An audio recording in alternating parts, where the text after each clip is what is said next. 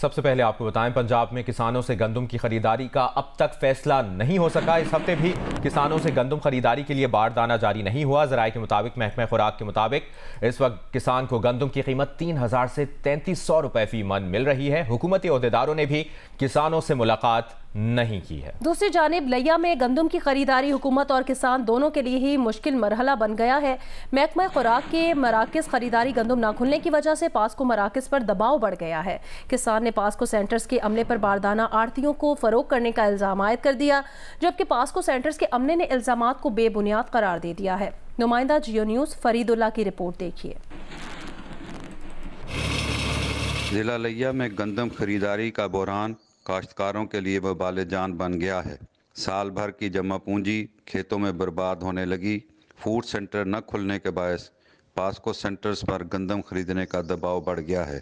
किसानों का POCSO centre अमले पर 700 रुपये फ़ी बैग बारदाना आड़तियों को फरोख्त करने का भी इल्ज़ाम है। बारदाना नहीं मिल रहा, बहुत शार्टिंग है और 1000 रुपया बोरी का पास्को वाले मांग रहे हैं। फूड वैसे बंद है, वो खोल नहीं रहे, तो जिसकी वजह ना आड़ती का रेट वैसे बहुत डाउन है, वो 7500 दस रहे हैं, तो जिसकी वजह तो जिम्मेदार बहुत परेशान है। गंदम की कीमत का जो असर रेट नहीं हमें मिल रहा है, इसकी वजह से अगली फसल जो है ना कपास की, हम वो काश्त करने में बहुत मुश्किलात आ रही हैं।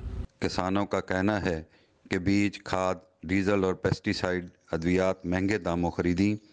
अब साल भर की जमा पूंजी औने पौने दामों फरोख्त करने पर मजबूर किया जा रहा है। हुकूमत ज़राअत को तबाही से बचाने के लिए काश्तकारों को रिलीफ फराहम करे और फौरी तौर पर गंदम खरीदे। किसानों का ये भी कहना था कि अब गंदम न खरीदी गई तो इसका आने वाली फसलों कपास, तिल्ली समेत दीगर अजनास पर असर पड़ेगा। गंदम के मुनासिब निर्ख न मिलने पर इन फसलों की काश्त कम हो जाएगी। पास्को सेंटर इंचार्ज का कहना था कि लिस्टों में मौजूद जिम्मेदारों को बारदाने की फराहमी यकीनी बना रहे हैं।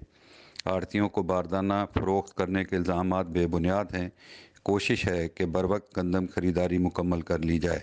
गवर्नमेंट की पॉलिसी है 6 बोरियाँ फ़ी एकड़ के हिसाब से हम काश्तकारों को बारदाना इशू कर रहे हैं। जो कैश डिपॉजिट रिसीट है बैंक की, वो लेकर पास्को ख्वाजा साद रफ़ीक को नून लीग का सेक्रेटरी जनरल बनाने की तजवीज़ मुस्लिम लीग नून की जनरल काउंसिल के इजलास में पेश की जाएगी। ज़राए के मुताबिक जनरल काउंसिल के इजलास में हतमी फैसला किया जा सकता है। इस पर बात करेंगे। जियो न्यूज़ लाहौर के ब्यूरो चीफ रईस अंसारी साहब ने हमें ज्वाइन किया है। रईस अंसारी साहब, मजीद क्या बता रहे हैं ज़राए? देखिए जी, नून लीग की जनरल काउंसिल का इजलास जो है वो 11 मई को लाहौर में हो रहा है, जिसमें पार्टी को सदर तब्दील किया जाएगा और नया सदर नवाज शरीफ को बनाया जाएगा। इसके साथ साथ सेक्रेटरी जनरल को भी तब्दील करने की तजवीज़ ज़ेर गौर है, और जो अब तक एक नाम सामने आया है वो साद रफ़ीक का नाम सामने आया है, और साद रफ़ीक का नाम तजवीज़ किया जा सकता है। इस बारे में हमारे जो ज़राए वो ये कहते हैं कि साद रफ़ीक ही वाहिद उम्मीदवार हैं इस वक्त, दूसरे नामों को सामने रखते हुए कि उनको सेक्रेटरी जनरल बनाया जा सकता है। इस बारे में हमने एहसन इकबाल से बात की तो उन्होंने कहा कि मैं तो 1 साल पहले ही पार्टी की क़यादत को आगाह कर चुका हूँ कि वो मसरूफ़ रहते हैं, पीडीएम की हुकूमत में वजीर थे, तो ये दोनों चीज़ें साथ चलना मुश्किल है और पार्टी के लिए जो सियासी उमूर है वो निपटाने में मसला पेश आता है, लिहाजा उन्हें तब्दील कर दिया जाए। तो इस पे नज़र आ रहा है कि एहसन इकबाल को भी जो है वो कोई एतराज़ नहीं, उन्होंने खुद कहा कि उन्हें कोई एतराज़ नहीं, क्योंकि वो खुद कह चुके हैं। हमारे ज़रा ये कहते हैं कि नाम अगर साद रफ़ीक का सामने आएगा, हमारी इस मामले में एहसन इकबाल से बात तो नहीं हुई, लेकिन अगर साद रफ़ीक का नाम सामने आया तो एहसन इकबाल भी इस पर कोई रजिस्ट नहीं करेंगे, क्योंकि वो खुद भी जाना चाहते हैं। और पार्टी के जो सीनियर रहनुमा हैं, जो नवाज शरीफ के करीबी साथी हैं, वो भी साद रफ़ीक का नाम लेकर चल रहे हैं। तो उम्मीद यही है, तजवीज़ जो ज़ेर गौर है, ये 11 मई को जो है जनरल काउंसिल में इसका फैसला किया जा सकता है। जी, बहुत शुक्रिया आपका रईस अंसारी साहब। और अपडेट ये भी है कि वज़ीर-ए-आज़म शहबाज शरीफ की ज़ेर सदारत इजलास मॉडल टाउन में मुस्लिम लीग नून के मरकजी सेक्रेटेरिएट में आज होगा। FBR अफसरान को इजलास में तलब किया गया है। इजलास में टैक्स वसूली और अफसरान की कारकर्दगी का जायजा लिया जाएगा।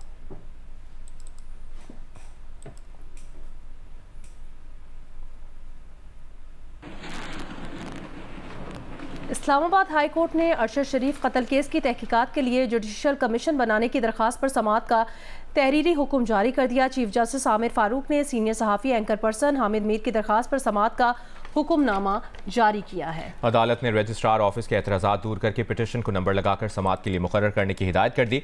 हुक्मनामे में कहा गया है कि पिटिशनर के वकील ने बताया कि रजिस्ट्रार ऑफिस ने सुप्रीम कोर्ट में यह मामला ज़ेर अल्तवा होने का एतराज़ आयद किया है। वकील ने कहा कि उनकी दरख्वास्त सुप्रीम कोर्ट में ज़ेर अल्तवा मामले से मुख्तलिफ है। अदालत ने हुक्म दिया कि वकील सुप्रीम कोर्ट में ज़ेर समाअत अज़ खुद नोटिस केस की कार्रवाई की मुसद्दिका कॉपियाँ जमा कराएं। इसराइल के गजा सिटी रफा नुसैरात कैंप पर हमलों में मुतादिद फ़लस्तीनी शहीद हो गए। वर्ल्ड फूड प्रोग्राम ने खबरदार किया है कि शुमाली गजा अब मुकम्मल कहत की लपेट में है और अब जुनूब की तरफ बढ़ रहा है।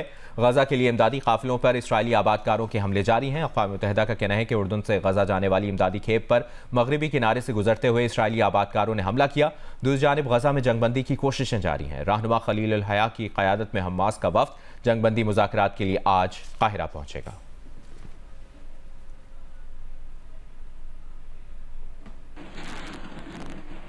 अमेरिका समेत कई मुल्कों की जामियात में फ़लस्तीनियों के हक़ में एहतजाज जारी है। अमेरिका की अक्सर जामियात में तलबा ने मौसम गर्मा की छुट्टियों में भी फ़लस्तीनियों के हक़ में एहतजाज जारी रखने के अज़्म का इजहार किया है। दूसरी जानिब अमेरिका में जामियात कॉलेजेस में मुजाहिरीन के खिलाफ पुलिस ऑपरेशन भी जारी है।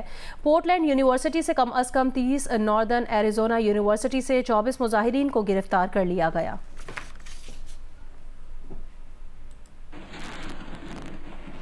कनाडा में मोदी सरकार के हाथों खालिसा एक्टिविस्ट हरदीप सिंह के कत्ल केस में बड़ी पेशरफ्त हुई है। हिट स्क्वाड की गिरफ्तारियां शुरू कर दी गई हैं। पुलिस ने कमलप्रीत सिंह, करणप्रीत सिंह और करण बरार को गिरफ्तार किया है। ये गिरफ्तारियां जुमे के रोज 2 सूबों से अमल में आई हैं। कनेडियन पुलिस के मुताबिक निजर को कत्ल करने वाले हिट स्क्वाड को हिदायत भारतीय हुकूमत ने दी थी।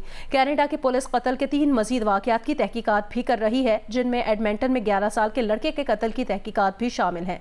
कनाडा के मीडिया के मुताबिक भारतीय सरकार के इशारों पर काम करने वाले हिट स्क्वाड में ड्राइवर, शूटर और निगरानी करने वाले शामिल थे। हरदीप सिंह निजर को गुज़श्ता साल जून में गुरु नानक गुरुद्वारे के दरवाजे पर कत्ल कर दिया गया था। खबर दें आपको, सरगोदा में खातून ने बेटे और भाई के साथ मिलकर शौहर को कत्ल कर दिया और लाश कीनू के बाग में फेंक दी। पुलिस ने लाश मिलने पर वाक़े की तफ्तीश की तो दौरान तफ्तीश मुलजिमान ने कत्ल का इतराफ़ कर लिया। पुलिस के मुताबिक सरगोदा के गुंजानाबाद इलाका में फैक्ट्री एरिया में सोबिया बीबी ने बेटे और भाई के साथ मिलकर शौहर को कत्ल कर दिया और लाश चक 79 शिमाली के करीब कीनू के बाग में फेंक दी। पुलिस ने लाश तहवील में लेकर वाक़े की तहकीकात की तो मकतूल की बीवी पर शक हुआ। दौरान तफ्तीश मियाँ बीवी के दरमियान रोज़ किसी न किसी बात पर झगड़ा होता था, जिस पर कत्ल की वारदात की गई। गिरफ्तार मुलजमान ने कत्ल का एतराफ़ कर लिया है। पुलिस के मुताबिक मकतूल को डंडों से तशद्दुद का निशाना बनने के बाद तेज़धार आले से कत्ल किया गया। वाक़े की मज़ीद तहकीकात की जा रही हैं।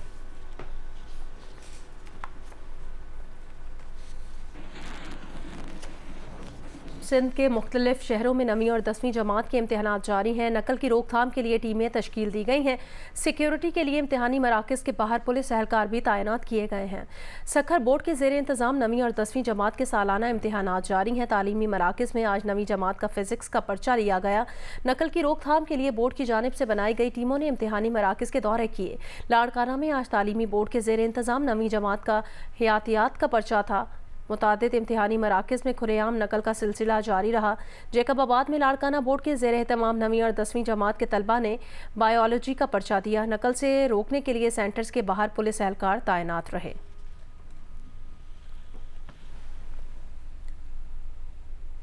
ज़िला लोअर जनूबी वज़ीरिस्तान वाना में मनड़ गुल यानी सेब फूल के नाम से गवर्नमेंट डिग्री कॉलेज वाना में मुशायरे का एहतमाम किया गया। सूबे भर से शायरों ने शिरकत की। शायरों ने अपने अशार पेश करने पर शुरका से खूब दाद वसूल की। रिपोर्ट करेंगे जी न्यूज़ के नुमाइंदे आदम खान वज़ीर। जिला लोअर जनूबी वजीरिस्तान के गवर्नमेंट डिग्री कॉलेज वाना में मणे गुल यानी से पुल के नाम से पश्तो अदबी टोलना के ज़ेर इंतज़ाम एक मुशायरे का इनेकाद किया गया, जिसमें सुबह भर से शायरों और अदीबों ने शिरकत की। हम हर साल ये जो मणे गुल के नाम से मुशायरा करते हैं, दुनिया को ये पैगाम देना चाहते हैं कि हम पुरअमन लोग हैं, हम तालीम चाहते हैं, हम अमन चाहते हैं, हम जंग से नफरत करते हैं। वाना पश्तो अदबी टोलना गुज़श्ता 2 अशरों से ऐसे मज़ाहिया तकरीबात का एहतमाम करती चली आ रही है। मौसम बहार के एख्तिताम पर जब सेब और खुरमानी के बागात के पौधे गुलसाजी करने लगती है तो हर तरफ फूलों की खुशबू बिखर जाती है। तो ऐसे माहौल में मुशायरे का इनेकाद किसी नेमत से कम नहीं। शायरों ने मज़ाहिया अशआर पेश करने पर शुरा से खूब दाद वसूल की। په دنیا کې د ګودر مهرباني ده او په عقبا کې د کوثر مهرباني ده چې حجاب په ګناهونو مرخور دی دا زمونږ د پیغمبر مهرباني ده. مننه. निजी सतह के अलावा अगर ऐसे तकरीबात को हुकूमत की सरपरस्ती हासिल हो तो इससे न सिर्फ शायरों और अदीबों को हौसला मिलेगा बल्कि मुल्क व कौम के लिए एक अच्छा पैगाम होगा. अदम खान वजीर, जियो न्यूज़, जुनूबी वजीरिस्तान.